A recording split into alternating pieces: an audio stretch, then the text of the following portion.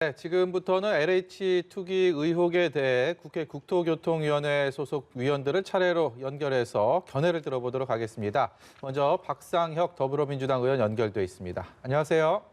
예, 안녕하세요. 더불어민주당의 박상혁 의원입니다. 네, 어제요. 이제 정부에서 LH와 국토부 전 직원들 대상으로 토지 거래 조사 결과가 나왔습니다. 7명이 추가로 적발됐는데 이를 두고서 말들이 많습니다. 뭐 수박 겉핥기 조사다 이런 비판적인 견해들도 꽤 있는 것 같고요.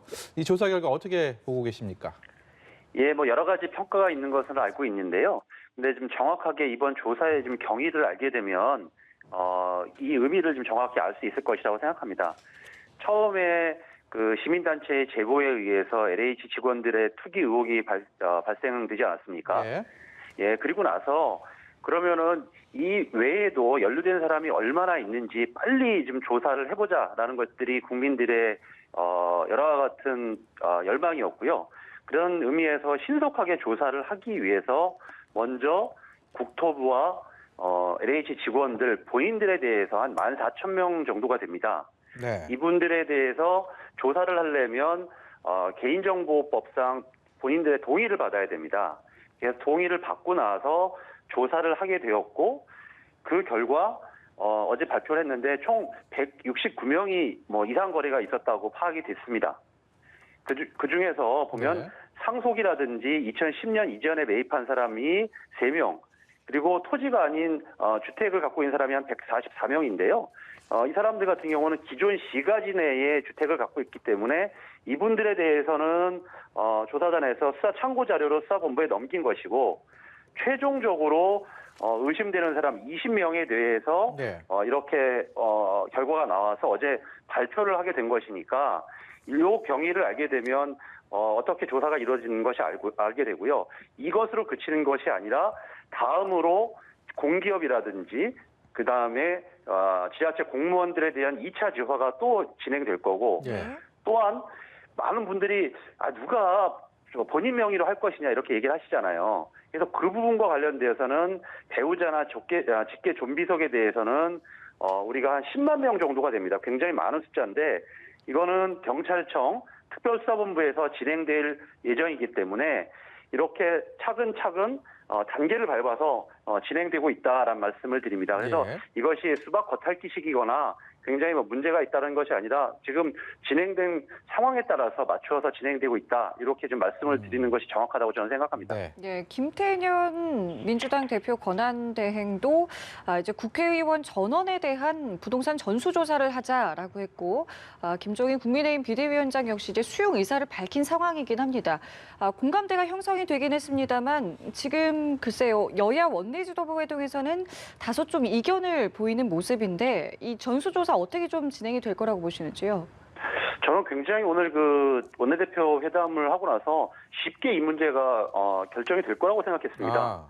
왜냐하면 지금 국민들께서 생각하시는 이 공부는 뭐 여야 상관없이 공직자들이 내부 정보를 이용해서 투기를 한 것에 대한 분노지 않겠습니까? 네. 그렇게 따진다면 우리 국회가 제일 솔선수범해서 먼저 조사할 수 있을 것이라고 생각을 하고, 그 숫자도 우리가 300명밖에 되지 않기 때문에, 네. 그리고 또한 이미 국회의원들 같은 경우는 재산 등록 과정들을 거쳐서 그 절차들이 굉장히 간소합니다. 그래서 이건 의지만 모으면 될 문제였는데 뭐 주호영 원내대표가 뭐 민주당 먼저 해라 뭐 이런 식으로 여러 가지 옥신각신 하다가 이렇게 됐다라는데, 저는 지금의 국민들의 분노, 그리고 최근에 뭐 부산 LCT라든지 뭐 이런 보도를 봤을 때는 이게 굉장히 많은 고위 공직자들에 대해서도 의혹이 제기되고 있는 거라서 예. 그냥 솔선수범해서 결정해서 빨리 시행되면 굉장히 빨리 단시간 내에 국민 여러분들께 결과를 낼 수 있을 것이라고 생각하고요. 그런 네. 측면에서 우리 국민의힘의 태도에 대해서는 굉장히 저는 유감스럽다고 생각합니다. 네. 오늘 국토위에서 변창흠 장관 경질론에 대해서 변창흠 장관이 자리에 연연하지 않겠다 이런 얘기를 했는데요. 박상혁 의원께서는 변 장관의 거치 어떻게 가야 된다고 보십니까?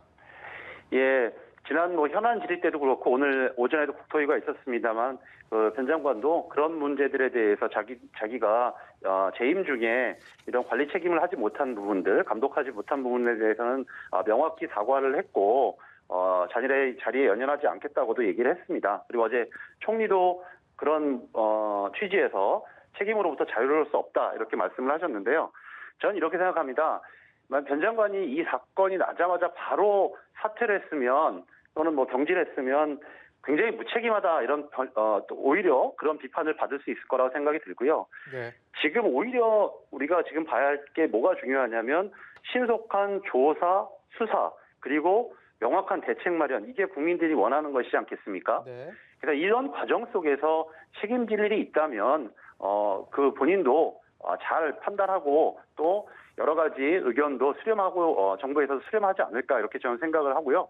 지금은 먼저 중요한 것은 명확한 조사, 수사 그리고 대책 마련 이게 더 급선무라고 저는 생각합니다. 네. 예. 자, 그렇다면은 이 3기 신도시는 앞으로 어떻게 추진이 되겠느냐라는 부분에도 많은 분들도 관심 갖고 계시는데 정세균 총리는 일단 철회 계획은 없다라고 밝혔지만 일부 여론에서는 철회를 해야 된다라는 또 의견도 있습니다. 좀 필요하다고 보시는지요?